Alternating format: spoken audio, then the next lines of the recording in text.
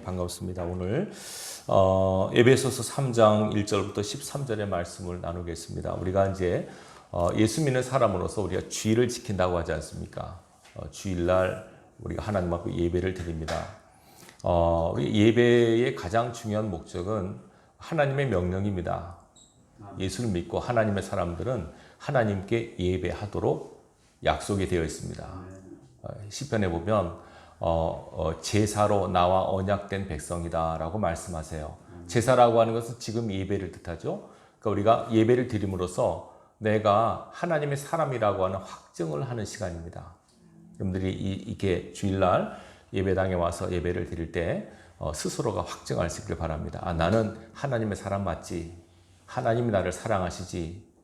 예배를 통해서 내가 하나님의 사람됨을 확증할 수 있길 바랍니다. 그 다음에 이제 또 예배를 드림으로써 우리가 말씀을 듣죠. 이 시간 말씀을 들을 때 우리가 하나님 앞에 나와서 여러분이 각자 소원을 갖고 나오십니다. 하나님, 내가 하나님 안에서 이런 복을 받길 원합니다. 아프신 분들은 하나님 내게 건강의 복을 주세요. 사업하신 분들은 물질의 복을 주세요. 환경이 어려우신 분들은 하나님 환경을 열어주세요. 이렇게 하나님 앞에 마음의 소원을 갖고 나와서 예배를 드립니다. 바람직한 일입니다. 근데 말씀을 들을 때 우리는 이것을 깨닫게 됩니다. 하나님을 향한 우리의 바람도 있으시겠지만 나를 향한 하나님의 바람도 있다는 것을 기억하십시오. 자녀를 키우신 분들은 자녀를 향한 소원이 있죠. 부모로서 우리 애가 어떻게 자랐으면 좋겠다. 소원이 있듯이 아버지도, 하나님 아버지도 마찬가지입니다. 여러분 한 사람은 한 사람을 향하신 아버지의 뜻이 있습니다.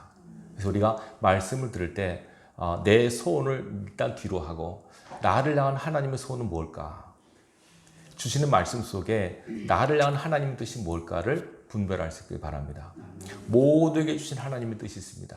하나님께서는 이 모든 사람들이 구원받기를 원하시고 하나님의 사람으로 살기를 원하십니다. 그렇지만 개개인에게 하신 하나님의 뜻이 또 있습니다. 그러니까 여러분들이 신앙에 가면서, 여러분들이 기도에 가면서 나는 왜 하나님이 부르셨는가? 나를 향하신 하나님의 부르심을 여러분들이 스스로 확인하셔야 됩니다. 그리고 그 길로 걸어가셔야 됩니다. 가장 어려운 것 중에 하나가 나를 향하신 하나님의 뜻을 우리가 헤아리지 못하고 나름대로 사는 걸 열심히 삽니다. 직장에 다니고 돈을 벌고 사업을 하고 열심히 하는데 하나님의 뜻이 아닌 자기의 뜻대로 삶을 사는 경우가 많습니다. 그럴 때 여러분들이 예배를 통해서 여러분의 삶의 궤도를 내 뜻이 아닌 하나님 뜻에 맞춰서 삶의 궤도를 수정하셔야 됩니다. 왜냐하면 우리가 사는 인생 길이 열심히 살지만 마지막에 우리가 서는 길이 천국과 지옥이라고 하는 길문 앞에 서게 되어 있습니다. 그때 하나님 말씀대로 산 사람에게는 천국 문이 열리겠지만 자기 마음대로 제 인생을 제멋대로 산 사람에게는 천국 문이 열리지 않습니다. 우리가 열심히 신앙하는 목표가 뭡니까? 우리의 목표는 천국입니다. 교회를 열심히 다녔는데 천국 못 간다고 생각해 보세요. 이게 얼마나 황당하겠습니까? 그러니까 우리가 예수를 믿으려면 바르게 제대로 믿기를 바랍니다. 하나님을 취미로 섬겨서는 안 됩니다. 신앙을 취미로 여기지 마십시오. 학교로 말하면 교양 과목이 아니라 필수 과목입니다. 반드시 여러분들이 이 신앙 코스를 잘 달려서 언제가 우리 다 주 앞에 설 거 아닙니까? 젊은 날은 영원하지 않습니다. 딱 쓰면 주 앞에 서는 그날에 여러분의 삶이 파노라마 같이 여러분의 삶이 다 지나갈 겁니다.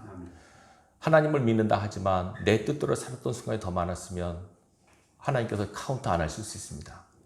그러나 부족하고 힘들고 어렵게 살았지만 나름 하나님의 뜻대로 살려고 몸부림쳤던 그 순간은 하나님이 기억하십니다. 여러분들이 꼭 기억하시고 말씀을 들을 때 나는 지금 하나님 뜻대로 바로 서 있는가? 나를 향한 하나님 뜻이 무엇인가? 확인하셔서 확증하셔서 모르는 것은 깨닫고 알고 있지만은 행하기 어려운 부분들은 행할 수 있는 지혜와 능력을 구할 수 있길 바랍니다. 자, 오늘 말씀은요. 에베소서는 사도 바울이 기록한 서신이에요. 여러분 알다시피 사도 바울은 처음에 예수를 엄청 핍박한 사람이죠. 하나님의 은혜로 예수를 만나서 회심합니다.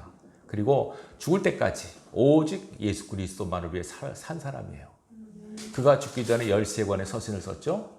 대부분의 서신, 신약의 절반을 기록한 겁니다. 여러분 대단하죠. 이 바울이 예수를 전하다가 감옥에 갇히게 됩니다. 우리가 생각할 때 막 여기저기 다니면서 복음을 전하는 사람이 딱 갇히게 되면 아무것도 못할 것처럼 여기지만 하나님 그렇게 안 하십니다. 오히려 감옥에서 편지를 쓰므로 감옥 밖에 있는 사람들에게 많은 은혜를 끼칩니다. 이걸 이름하여 옥중서신이라고 해요. 이 에베소서는 옥중서신입니다. 바울이 로마 감옥에 갇혀 있을 때 에베소 교회를 향하여 쓴 편지예요. 자, 그 각 편지마다 나름 주제가 있는데 이 에베소서의 주제는 교회에 관한 서신입니다. 교회. 그렇죠? 예수님께서 이 땅에 오셔서 12자를 택하셔서 훈련을 시키고 교육을 시키셨어요. 그리고 승천하신 다음에 12명을 중심으로 주님의 몸된 교회가 세워지게 돼요. 성령께서 임하심으로 교회가 생겨나서 이 땅에 주님의 몸이라고 할 수 있는 교회라고 하는 지체를 남겨두어서 이 교회를 통해서 하나님께서 뭘 원하시는가, 어떻게 하기를 원하시는가 하는 영적인 비밀을 오늘 말씀하고 있습니다. 한번 볼까요? 자, 오늘 3장 1절에 보시면 이렇게 합니다. 그리스도 예수의 일 때문에 너희 이방인을 위하여 갇힌 자 된 나 바울이 말하는데 너희를 위하여 내게 주신 하나님의 은혜의 경륜을 너희가 들었을 터이라. 곧 계시로 내게 비밀을 알게 하신 것은 내가 먼저 간단히 기록한 것 같으니 그것을 읽으면 내가 그리스도의 비밀을 깨달은 것을 너희가 알 수 있으리라. 바울은 뭐라고 했냐면 하나님이 내게 하나님의 은혜의 경륜을 알려주셨다는 거죠. 비밀적인 계시. 계시라고 하는 것은 하나님께서 인간에게 당신의 뜻을 보이신 걸 말하는데요. 이게 은혜의 경륜이란 말합니다. 나중에 보면 비밀의 경륜이라는 말도 쓰는데 아무에게도 알리지 않은 하나님의 뜻, 하나님의 섭리, 이것을 하나님이 바울에게 계시하셨습니다. 이걸 받은 바울이 너무나 감격하고 놀라워서 이 서신을 쓰는 겁니다. 그러면서 내가 이미 하나님의 비밀을 너에게 알렸다. 그게 에베소서 1장에 나와요. 자, 볼까요? 에베소서 1장 8절 보시면 이런 말합니다. 1장 8절 이는 그가 모든 지혜와 총명을 우리에게 넘치게 하사 그 뜻의 비밀을 우리에게 알리신 것이요 그의 기뻐하심을 따라 그리스도 안에서 때가 찬 경륜을 위하여 예정하신 것이니 10절입니다. 하늘에 있는 것이나 땅에 있는 것이 다 그리스도 안에서 통일되게 하려 하심이라. 이것이 하나님이 바울에게 계시하신 하나님의 비밀의 경륜입니다. 다시 말해 하나님은 예수 그리스도를 중심으로 모든 것을 통일시키려 하신다는 거예요. 이게 바울이 깨달은 놀라운 하나님의 숨겨진 비밀입니다. 여러분 비밀을 발견할 때 얼마나 감격하겠습니까? 아무도 계시하지 않았는데 하나님이 사도 바울에게 이 비밀의 경륜을 알리셨습니다. 하나님은 예수 그리스도를 통해서 모든 것을 하나 되게 하시려는구나. 이걸 깨닫는 겁니다. 그래서 바울이 이 서신을 그어가면서 두렵고 떨림으로 기록합니다. 아무도 몰랐던 이 하나님의 비밀을 하나님이 내게 알리셨는데 바로 그 뭐냐면 예수 그리스도를 중심으로 모든 것을 통일시키려 하시는 하나님의 놀라운 뜻을 깨달은 겁니다. 경륜이란 말이라도 경륜 오이코노미아라고 헬라어로 나오는데 이거는 이 하나님의 경제, 경영을 뜻합니다. 여기서 나온 말이 영어로 이코노미죠. 이코노미가 경제 아닙니까? 여기서 나온 말입니다. 하나님이 경영하십니다. 온 우주를 다스려 가시는데 어떻게 다스리는가 하는 하나님의 비밀이라는 뜻이 있습니다. 굉장히 중요하죠. 여러분 가정에서 가장이 또 아버지나 어머니가 집안을 다스리죠. 회사에서 사장이 회사를 다스리죠. 대통령이 나라를 다스리죠. 이 경영하는 겁니다. 이거 어떻게 하느냐가 굉장히 중요합니다. 어떤 다스림이 이건 경영자의 뜻을 알고 삶을 살아야지 지혜롭고 복된 사람이죠. 경영자의 뜻을 모르고 자기 마음대로 살아버리면 안 됩니다. 모든 단체, 가정부터 해서 모든 단체는 규율과 규범이 다 있습니다. 그 법을 따라 살아갈 때 경영자의 마음에 흡족한 겁니다. 그래서 바울이 하나님의 뜻이 이거구나. 하나님의 뜻은 예수 그리스도를 통해서 모든 것을 하나 되게 하시려는구나. 이걸 깨닫는 거죠. 이게 근데 우리로는 지금 당연하게 받아들이지만 사도 바울이 이걸 기록할 때가 주전 60년경이에요. 그때는 유대가 로마의 속국에 있었고 유대인들은 지금도 그렇지만은 자기들만 하나님 택하셨다는 선미 사상이 꽉 차 있어요. 예수를 믿질 않아요. 여호와 하나님은 우리 하나님이지 이방의 하나님은 아니다. 이스라엘 사람들은요, 좋게 말하면 자부심이 최고고 나쁘게 말하면 교만함이 최고예요. 그래서 이스라엘 외의 다른 민족은 극단적으로 말하면 사람 취급도 안 해요. 그래서 유대인들이 미움받은 겁니다, 여러분. 우리만 택했고 다른 민족은 이방인은 택하지 않으셨다는 거예요. 저들은 다 멸망받을 백성이고 사람 취급도 안 했어요. 그래서 이기 때문에 여러분 이게 얼마나 예수님도 그랬습니다, 여러분. 수르보닉 여인이 자기 딸 귀신 들어서 오니까 예수님께서 뭐라 해요? 자기 자식을 위해 줄 떡을 개들을 위해 주지 않다 그러셨어요. 예수님도 그런 말씀하셨어요. 그러니까 그 여인이 개라도 좋습니다. 개도 주인의 상에서 떨어진 부스러기를 먹지 않습니까? 그래서 은혜를 받지 않습니까? 그만큼 유대인들이 이방인을 향한 편견은 대단한 겁니다. 그런데 바울이 깨닫는 게 뭐냐면 하나님은 예수님을 통해서 이 땅, 이 모든 민족 이것을 하나 되게 하시려는 거예요. 그 보세요. 자, 오늘 쭉 얘기하지만 자, 비밀이 뭐냐면 이겁니다. 6절입니다. 6절. 자, 6절입니다. 바울이 깨달은 겁니다. 이는 에베소 3장 6절입니다. 이는 이방인들이 복음으로 말미암아 그리스도 예수 안에서 함께 상속자가 되고 함께 지체가 되고 함께 약속에 참여하는 자가 됨이라. 이겁니다. 하나님은 예수를 통해서 유대인뿐만 아니라 이방인들도 함께 유대인의 복에 참여케 하시는구나. 유대인에게 주신 하나님의 축복을 이방인들도 같이 나누게 하시는구나 라고 하는 것을 하나님이 바울에게 계시하신 겁니다. 이게요, 지금은 우리가 당연하게 생각하지만 유대인들 입장에서 이게 굉장히 충격적인 말입니다. 이방인과 상종도 안 하거든요. 하나님께서 구약에 보면 율법을 통해서 이방인과 교제하지 말라고 하셨어요. 심지어는 신약에도 보면 크리스찬끼리 결혼하고까지 하시잖아요. 근데 바울이 깨달은 하나님의 계시가 뭐냐면 하나님은 예수를 통해서 유대인이나 이방이나 똑같이 하나님의 은혜의 보관에 참여시키려고 하셨다는 거예요. 그래서 세 가지 말하죠. 함께 유대인과 이방인이 함께 상속자가 되고 함께 지체가 되고 함께 약속에 참여하는 자가 되게 하시려고 예수 그리스도를 이 땅에 보내셨다라고 말해요. 그분을 죽이시고 부활시킴으로써 유대인뿐만 아니라 누구든지 예수를 믿기만 하면 어떤 시대에 어떤 사람이든 그 사람은 구원받고 하나님의 백성이 될 수 있는 놀라운 축복을 허락하셨다는 거예요. 유대인에게서 이게 놀라운 충격적인 말입니다. 그래서 바울이 뭐라고 하냐면 이 놀라운 복음의 비밀을 나에게 알리셔서 나로 하여금 이것을 이 놀라운 하나님의 뜻을 이방인에게 알리게 하시려고 가장 적은 나에게 은혜를 주셨다는 거죠. 지금 그 얘기하는 겁니다. 여기 8절 보세요. 7절 이 복음 때문에 그의 능력 역사하신 대로 내게 주신 하나님의 은혜의 선물을 따라 내가 일꾼이 되어노라. 모든 성도 중에 지극히 작은 자보다 더 작은 나에게 이 은혜를 주신 것은 측량할 수 없는 그리스도의 풍성함을 이방인에게 전하게 하시고 영원부터 만물을 창조하신 하나님 속에 감춰졌던 비밀의 경륜이 어떠한 것을 드러내게 하려 하십니다.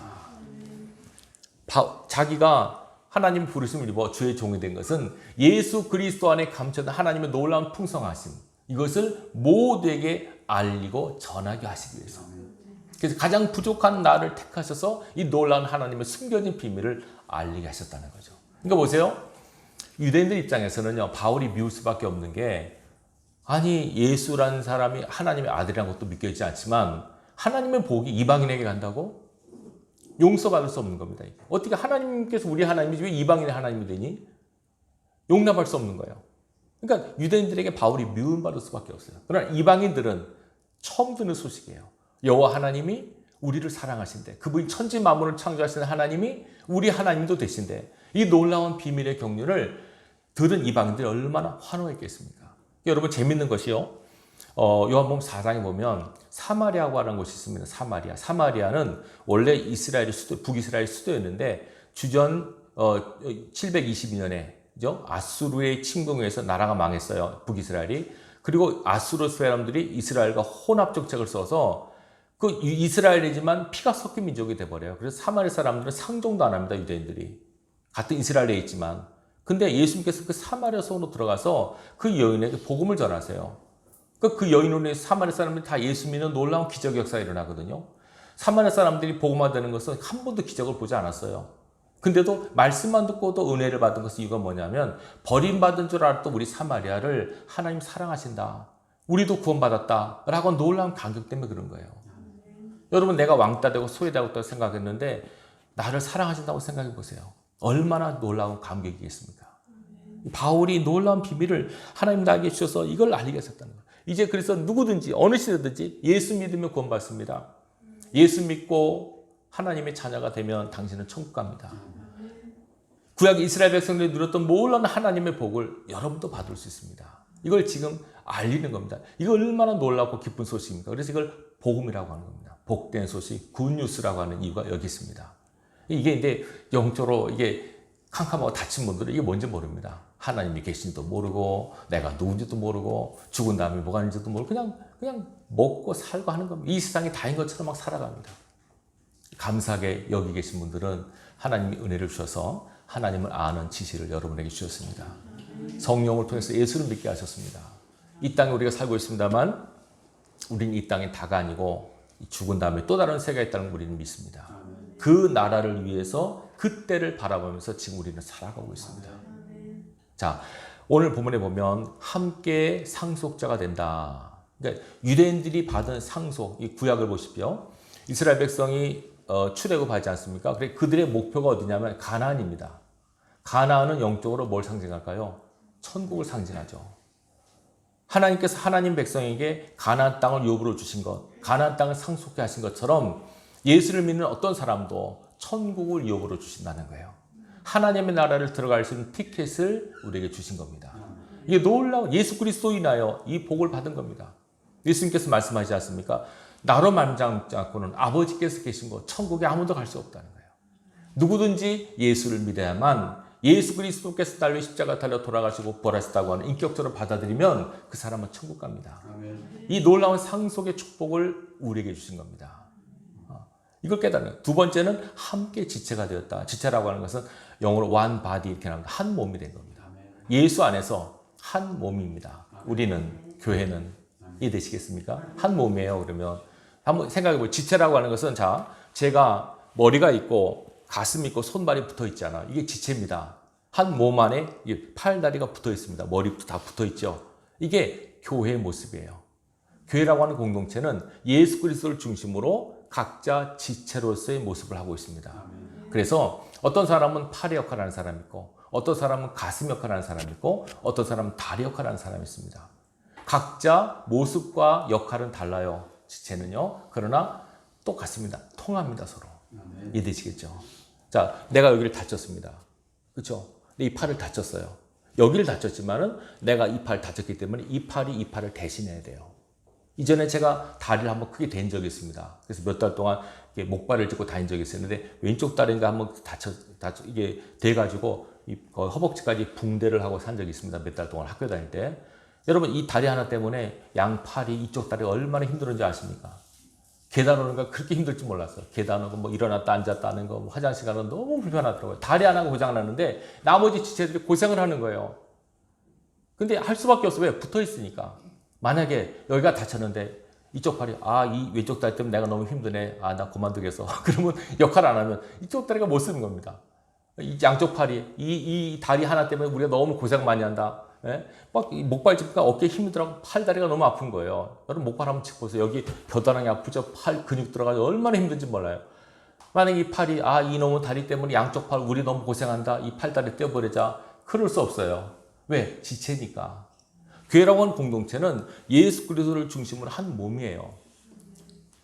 이게 무슨 뜻이냐면 우리 한 예성교회라고 하는 지체 있지 않습니까? 공동체가. 어느 교회도 마찬가지입니다. 예수 그리스도를 머리라고 하는 교회는 영적으로 한 몸이에요. 그래서 어떤 분이 A 집사님이 아파요. 그러면 그분만 아픈 게 아니라 우리 모두가 같이 아파야 돼요.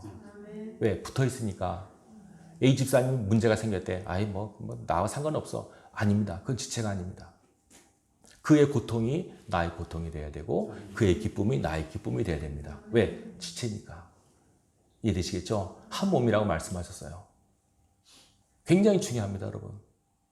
이 의식이 없으면 그냥 제가 제 멋대로 신앙을 합니다. 예수 그리스도를 중심으로 그분을 머리로 우리는 한 몸이 되었다고 바울은 말합니다. 근데 이게 교회뿐만 아니라 이게 남녀노유, 흑인, 백인 다 초월해서. 이해되시겠는가요? 여러분 바람직한 교회는요. 우리나라지만 미국 같아서는요. 교회를 보면은요. 어느 교회는 흑인만 있는 교회가 있고 어느 교회는 백인만 있는 교회가 있어요. 또 싫어해. 또 다른 인종이면 싫어해요. 그러니까 끼리끼리 모이는 거예요. 우리나라 보면 저 강남에 같은 경우는 아주 대학 졸업한 분만 모이는 교회가 또 있어요. 어느 교회는 또 가난한 분만 교회가 있어요. 바람직하지 않아요. 다 교회 안에서 남녀노소 다 어우러져야 돼요. 흑인, 백인, 동양이 다 어우러져야 돼요. 왜? 함께 지체가 되니까. 똑같은 영혼, 똑같은 사람 아닙니까? 예수 그리스도 안에 다 하나가 되신 것이 하나님의 뜻인데 왜 우리가 가릅니까? 왜 우리가 차별합니까? 그건 하나님의 뜻이 아닙니다. 우리는 그리스도 안에서 한 몸이라고 하는 의식을 가지셔야 돼요. 나이 상관없습니다. 그죠? 세상 말로 끼리끼리 온단 말 있죠? 바람직하지 않습니다. 자, 보세요. 하나 되기 위해서 우리의 숙제가 있습니다. 분명히 주님께서 그래, 너희는 하나다. 이게 굉장히 중요한 이유가 뭐냐면 예수님께서 마지막 기도하실 때 그 기도의 제목이 이거였습니다. 예수님께서 겟세마네에서 기도하실 때 우리는 이것만 생각해요. 아버지 이 잔을 내게서 거둬가 주십시오. 내 뜻대로 마옵시고 아버지 뜻대로 하옵소서. 그게 마지막 기도라고 생각하는데 실은 그게 아니고요. 요한복음 17장을 보시면 예수님께서 마지막에 간절히 하는 기도 내용이 다 나와요. 한 번만 찾아보십시다. 요한복음 17장 보겠습니다. 요한복음 17장 전체는요. 다 주님의 기도입니다. 이게 어찌 보면 겟세마네 동산의 기도인데 자 오늘 본문에 보면 21절 22절 보세요. 21절 22절 요한복음 17장 21절 22절 다른 내용도 있지만 제가 두 절만 읽겠습니다. 요한복음 17장 21절 22절 같이 씁니다. 시작. 아버지여 아버지께서 내 안에 내가 아버지 안에 있는 것 같이 그들도 다 하나가 되어 우리 안에 있게 하사 세상으로 아버지께서 나를 보내신 것을 믿게 하옵소서. 내게 주신 영광을 내가 그들에게 주었사오니 이는 우리가 하나가 된 것 같이 그들도 하나가 되게 하려 함이니이다. 아멘. 예수님의 마지막 기도는 뭐냐면 하나 되게 해달라는 거죠. 이해되시겠죠? 하나됨. 여러분 가정이 남자와 여자로 있지만 영적으로 하나입니다. 여러분 이해되시겠죠? 부부는 하나입니다. 다른 게 아닙니다. 하나입니다. 교회도 다 하나입니다. 우리는 성과 나이와 세대가 다르지만 영적으로 하나입니다. 한 성령을 받아 한 아버지를 경외하는 믿음의 사람들입니다. 이게 지체입니다. 이 하나가 되는 것이 하나님의 뜻이에요. 자, 그러면 우리가 현실을 보십시오. 과연 하나가 되나? 가정도 하나 되기 힘들고 엄밀히 보면 내 속도, 내 마음도 막 마음이 나눌 때가 많지 않습니까? 마음의 갈등, 범인이 막 일어나죠. 마음이 하나로 평정이 잘 안 돼요. 은혜를 받으면, 성령 받으면 마음속에 평강과 기쁨과 확신이 와요.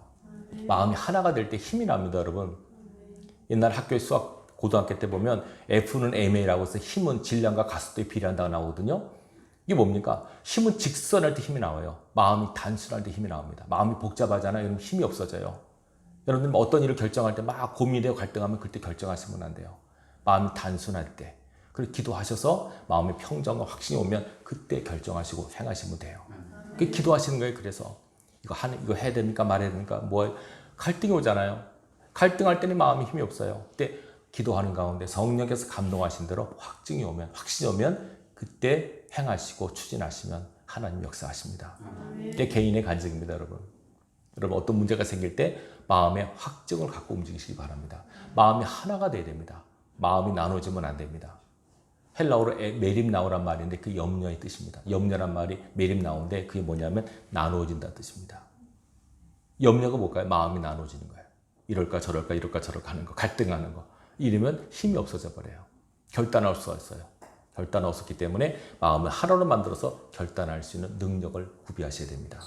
기도로 말씀으로 확증하셔야 됩니다. 자, 하나 됐다고 말씀하고 있죠. 그럼 우리에게 숙제가 이겁니다. 자, 전능하신 하나님의 뜻이 뭔가 예수 그리스도를 중심으로 우리가 하나 되길 원하시는데 그러면 과연 나는 하나가 되어가고 있는가? 어떻게 하나를 이루지? 이것이 모든 교회, 지상의 교회에게 주신 하나님의 과제요, 우리의 숙제입니다. 어떻게 하나 될까요? 우리에게 이 숙제를 주셨습니다. 자, 보통 우리가 하나 되라고 하시는데 무조건 하나 되는 게 아닙니다. 하나님께서 나누신 것도 있습니다. 왜 남자, 여자는 나누신 건데 요새는 뭐 남자, 여자 이렇게 하는데 이건 바람직한 게 아닙니다. 문제는 오늘날 문제가 어떤 거냐면 빈부, 부자, 가난한 자, 또 병자, 건강한 자 나눠져 있지 않습니까? 그렇죠? 이것이 그 다음에 또 권세 있는 자, 권세 없는 자 이렇게 뭔가 나눠져 있지 않나 이것들이 하나가 되게 만드는 것이 하나님의 뜻이고 우리의 숙제입니다. 그래서 보세요. 부자와 가난한 자 어떻게 하나 될까요? 가난한 자가 열심히 벌어 돈 많이 벌면 하나 될까요? 그것보다는 부자가 가난한 자를 돕는 것이 훨씬 쉽겠죠. 이게 섬기는 겁니다. 그렇게 하나를 이루어야 됩니다. 여러분 지금 뭐 TV 같은 데 보면 아프리카에서 막 물이 없어서 죽어가는 아이들 얼마나 어려운 일이 많습니까? 가진 사람은 그걸 보셔야 됩니다. 그걸 보고 저기 부족하구나, 약하구나, 나눠야겠다. 그래서 하나를 만드셔야 됩니다. 균형을 맞추셔야 됩니다. 아프신 분들이 있습니까? 건강한 분들이 섬겨야 됩니다. 그래 하나가 되죠. 이해되시겠는가요? 이 하나를 이루는 과정이, 이 과업이 저와 여러분의 숙제가 되어야 됩니다. 우리는 내 기도, 내 소원만 안 했는데 하나님의 소원은 그래, 너의 소원도 중요하고 내가 너의 소원도 들어줄게. 근데 내 뜻도 먼저 알아다오. 예수님 말씀하셨잖아요. 주기도문에서 뭐라 말씀하셨습니까? 하늘에 계신 우리 아버지요, 이름이 거룩히 여김을 받으시고 하나님의 나라가 임하시고 하나님의 뜻이 하늘에서 이룬 것처럼 땅에서도 이루어지게 해달라고. 땅에서 이루어지는 과제가 우리에게 있습니다. 여러분들이 그 과업을 하셔야 됩니다. 그럼 나는 남에게 베풀 것도 없는데, 채울 것도 없는데, 그럼 기도하셔야 돼요. 하나님, 저 사람 채우고 싶은데 내게 가진 것이 없어요. 그걸 기도 제목으로 삼으세요. 근데 영적으로 봤을 때 남에게 주지 못할 만큼 가난한 사람은 없습니다. 물질의 얘기가 아닙니다, 여러분. 병든 사람이 있습니다. 여러분들 몸으로 가서 도울 수 있죠. 가장 중요한 영적 도움은 기도입니다. 아프리카에 굶어 죽어가는 이웃이 있다. 기도하셔야 됩니다. 우리 이웃에 가난한 사람이 있다. 기도하셔야 돼요. 물론 기도도 하고 물질로 돕고요. 아픈 사람이 있다. 위하여 기도해야 됩니다. 이 서로 간의 균형을 맞춰서 하나 되게 하시는 하나님의 거룩한 뜻을 우리가 이루어야 됩니다. 이루기 위해서 가장 중요한 우리 마음이 바로 사랑입니다. 왜냐하면 이게 사랑 없이는 안 되니까. 섬기고 베풀고 나누기 위해서 사랑이 필요한 거예요. 그래서 하나님은 사랑이시라고 하고 하나님께서 사랑하라고, 하나님을 사랑하고 이웃 사랑하라고, 십계명 요약이 하나님과 이웃을 사랑하는 사랑의 핵심이 된 이유가 거기 있는 겁니다. 왜? 이 사랑의 마음이 있어야만 나눌 수 있고 베풀 수 있고 섬길 수 있기 때문에 그래요. 그래서 이 땅이 영적으로 균형을 이루길 원하세요. 이해되시겠죠? 하나님은요, 우리나라에게도 이 복 주신 것이, 우리나라는 지금 경제로 복을 받았지만 영적으로 많이 복을 받았습니다, 여러분. 대한민국에도 세계도 두 번째로 선교사를 많이 파송한 국가입니다. 이 조그만 나라가, 1억도 안 된 나라가 미국 다음으로 선교사를 많이 파송했어요. 이 영적 은혜를 우리가 입었어요. 우리가 이 빚을 받았잖아요. 졌잖아요. 미국 선교사한테 우리가 복을 받았잖아요. 이제 우리가 아프리카나 중동이나 저 복음의 불모지에 가서 복음을 심어주는 겁니다. 복음을 나누는 겁니다. 이래서 영적인 균형을 우리가 이루어가고 있는 겁니다. 하나님께서 이걸 하라고 우리에게 물질의 축복을 주신 겁니다. 받으셨으면 이제 베풀고 나눌 수 있는 곳을 찾아서 여러분들이 흘려보낼 수 있기 바랍니다. 가장 중요한 영적인 흐름, 기도를 흘려보내십시오. 국가에 어떤 어려움이 생겼다, 어떤 사람이 아프다, 가난하다, 문제가 있다면 여러분들이 기도로 영적 균형을 맞추시기 바랍니다. 이것이 바로 그리스도 안에서 통일되게 하려는 하나님의 뜻이기 때문에 그렇습니다. 보세요. 어떤 사람은 그래요. 베풀 수 있는 능력은 있어요. 근데 베풀고자 하는 마음이 없어요. 사랑이 없는 거죠. 저 사람 자기가 못 살아서 저런 건데, 자기가 잘못해서 병든 건데, 이렇게 생각을 해요. 안 됩니다. 반면 어떤 사람은 마음은 있어요. 막 불쌍해하는 마음이 있는데 아무것도 줄 게 없는 거예요. 돈도 없고 자기도 힘들고 해서 아무것도 섬길 수 없어요. 그렇기 때문에 그걸로 기도하시는 겁니다. 우리가 하나님, 내가 두 가지죠. 베풀 수 있는 능력을 내게 주십시오. 물질이든 건강이든 하나님께서 원하시는 하나됨을 이룰 수 있는 능력과 은혜를 달라고 기도하십시오. 더 중요한 것, 그것을 행할 수 있는 마음을 달라고 기도하십시오. 사랑의 마음이 없으면 안 됩니다, 여러분. 어떤 사람이 아플 때 그 사람을 보고 눈물 흘릴 수 있어야 됩니다. 고아들을 볼 때, 과부들을 볼 때, 병자들을 볼 때 불쌍히 여기는 마음이 있어야 됩니다. 그 사랑이 없으면 안 됩니다, 여러분. 분명히 성경 말합니다. 사랑이 없이 하는 모든 것은 의미가 없다고요. 여러분 항상 뭐든지 사랑하는 마음으로 행할 수 있길 바랍니다. 하나님의 사랑, 여러분들이 하나님의 손과 발이 되셔야 돼요. 이 교회에게 주신 사명이 그겁니다. 오늘날 교회는, 그죠? 사람 수가 많은 게 중요한 게 아니라, 크고 작고 문제가 아니라 교회가 주님의 몸으로 이 세상에서 주님의 뜻을 행하는 것가 가장 중요합니다. 하나 되게 하신 것이 주님의 소원이었다면 이제 우리가 그 명을 받들어서 여러분 가정에서 부족한 사람의 필요를 채우고 없는 사람의 그 자리를 채우고 연약을 감당하고 부족함을 채우는 여러분들이 될 때 하나가 될 수 있는 거 아닙니까? 그 사명을 크리스찬들이 감당해야 됩니다. 그 우리가 하나님 앞에 그걸 달라고 구하는 겁니다. 오늘날 물질을 받아서 베풀고 나는데 그 교회 짓는 데만 바쁘고 막 교회 세만 들리는데 저는 그걸 보고 제가 우리 가난한 교회지만 그거 괜찮습니다. 중요한 건 그게 아닙니다. 오히려 교회가 많아가지고 막 성도 쓰고 헌금도 많은데 왜 그거 안 해보세요? 더 책망받습니다. 이렇게 많은 복을 줘도 어디다 흘려보내느냐? 어디를 채우느냐? 너희 주위에 가난한 자가 이렇게 많은데 아픈 자가 많은데 넌 뭐에 대 쓰느냐? 그게 무엇이 뭐 하겠습니까, 여러분? 많이 가진 자는 많이 찾습니다, 여러분. 저는 그래 괜찮습니다. 가진 게 없으니까 별로. 근데 줄 것도 없는데 근데 기도는 합니다. 내가 할 수 없으니까 기도는 합니다. 가끔 제가 생각합니다. 우리 주위에 아프고 병든 사람, 어려운 사람이 있는데 만약에 제가 그걸 듣고도 보고도 아무 마음에 감흥이 없으면 제가 하나님 앞에 두렵습니다. 아, 왜 하나님 저런 사람을 볼 때 저런 일들을 들을 때 왜 마음에 감동이 안 옵니까? 그럼 벌써 내가 마음이 뭔가 병들었다는 뜻입니다. 아픈 사람의 소식을 들을 때 아픈가 보지. 만약에 교인이 아픈다 그럴 때 목사가 돼가지고 그 사람 죄를 졌나? 자기가 잘못 사니까 고통받지. 만약에 그런 마음이 든다면 저는 목사가 아니죠. 저는 하나님 앞에 그게 두려워요. 여러분 혹시 주위에 어렵고 힘든 사람이 있으시면 그 사람의 소식을 들으면 여러분이 대신 심장이 저리셔야 돼요. 눈물로 기도하셔야 돼요. 그러지 않으면 안 돼요. 하나님께서 반드시 찾으신다니까요. 내가 너한테 은혜를 주었지. 내가 너한테 내 아들 예수를 주었지. 너의 영혼을 구원하고 내가 그를 죽였지. 너는 그를 위해서 무엇을 했고 하나님 뜻을 어떻게 시행하려고 했느냐라고 물으실 거예요. 그 지엄하신 물으심 앞에 여러분 답을 할 수 있어야 돼요. 여러분 자신의 이익만 위해 살면 안 됩니다. 하나님의 뜻을 구하시고 하나님의 뜻을 행할 수 있는 삶을 사시기 바랍니다. 여러분 삶의 현장에서 여러분이 하나님의 손과 발이 되셔서 하나님의 거룩한 뜻이 여러분 삶 현장에 나타날 수 있도록 여러분 애쓰고 힘쓰실 때 바로 그 자리에 그리스도의 영광이 나타나게 됩니다. 이겨나갈 길 주님의 이름으로 축원합니다.